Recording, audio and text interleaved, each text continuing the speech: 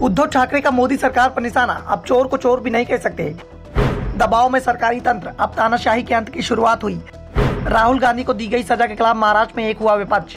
कांग्रेस सांसद राहुल गांधी को संसद ने अयोग्य घोषित किया जा चुका है। पहले सूरत ने 2 साल की सजा सुनाई, फिर लोकसभा सचिवालय से उनकी संसद सदस्यता के अयोग्य होने का फरमान जारी कर दिया गया। 24 घंटे के अंदर ये सब कुछ हो गया। इसके बाद से ही विपक्षी दल गुस्से में दिखाई दे रहे हैं। महाराष्ट्र में कांग्रेस को सहयोगी दलों का पूरा सहयोग मिल रहा है। शिवसेना उद्धव बाला साहब ठाकरे के चीफ उद्धव ठाकरे ने तो सीधे मोदी सरकार को निशाने पर ले लिया। उन्होंने कहा कि राहुल गांधी की उम्मीदवारी को रद्द कर दिया गया है। चोर को चोर कहना अब हमारे देश में पूरी तरह से गुनाह हो चुका है। चोर अभी भी आजाद हैं और राहुल गांधी को सजा मिल गई है। लोकतंत्र को खत्म किया जा रहा है। सभी सरकारी तंत्र दबाव में दिखाई दे रहे हैं। यह तानाशाही अंत की शुरुआत है। अब लड़ाई को उचित दिशा देनी होगी। ठाकरे ने साफ कर दिया कि इस लड़ाई में उनकी पार्टी राहुल गांधी के साथ है। वैसे भी उद्धव ठाकरे की शिवसेना महाराष्ट्र में कांग्रेस के साथ दिखाई दे रही है और उद्धव ठाकरे इस बात को साफ कर चुके हैं कि आने वाले समय में वो कांग्रेस के साथ गठबंधन करेंगे और महाराष्ट्र में एनडीए की सरकार में रहकर ही चुनाव लड़ेंगे। तो दूसरी ओर संजय राउत ने भी इसी मामले में प्रतिक्रिया जाहिर की। इससे पहले जब राहुल गांधी को सूरत ने सजा दिलाई थी तो संजय राउत ने कहा था कि उन्हें पता था कि इस तरह का फैसला आ सकता है।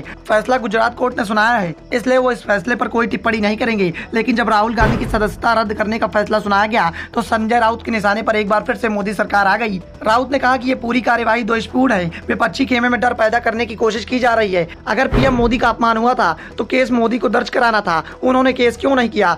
गुजरात के सूरत कोर्ट ने फैसला दिया, उस पर लोकसभा सचिवालय ने निर्णय ले लिया। देश के संस्थानों पर कितना विश्वास किया जाए, यह सोचने वाली बात है। संजय राउत ने लोकसभा सचिवालय को फ्रॉड करके संबोधित कर दिया और कहा कि यह साफ साफ संदेश है कि या तो घुटने टेक दें। इस तरह की कार्यवाही के लिए हमेशा तैयार रहना चाहिए। चोर को चोर कहना अब गुनाह हो चुका है। लोकतंत्र को खत्म करने की पूरी कोशिश की जा रही है। देश देख रहा है। महाराष्ट्र कांग्रेस अध्यक्ष नाना पटोले ने कहा कि राहुल गांधी को अयोग्य घोषित करने के तरीके की हम निंदा करते हैं। सूरत कोर्ट के फैसले के आधार पर मोदी सरकार के दबाव में लोकसभा में उन्हें अयोग्य घोषित किया गया। अगर किसी को चोर कहने पर कार्रवाई हो जाती है तो हम भी पीछे नहीं हटेंगे।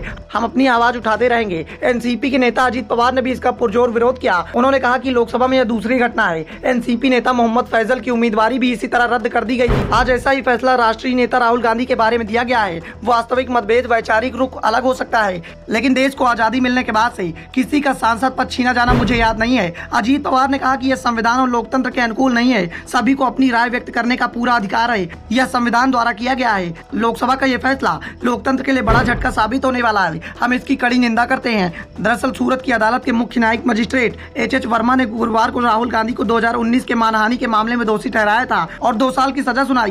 राहुल गांधी के जिस बयान के चलते उन्हें दोषी ठहराया गया वो उन्होंने 2019 के लोकसभा चुनाव के दौरान कर्नाटक के कोलार में एक रैली को संबोधित करने के दौरान दिया था। राहुल गांधी ने हिंदी में कहा था कि सभी चोरों का नाम मोदी क्यों होता है, चाहे वह नीरव मोदी हो या ललित मोदी हो या फिर नरेंद्र मोदी।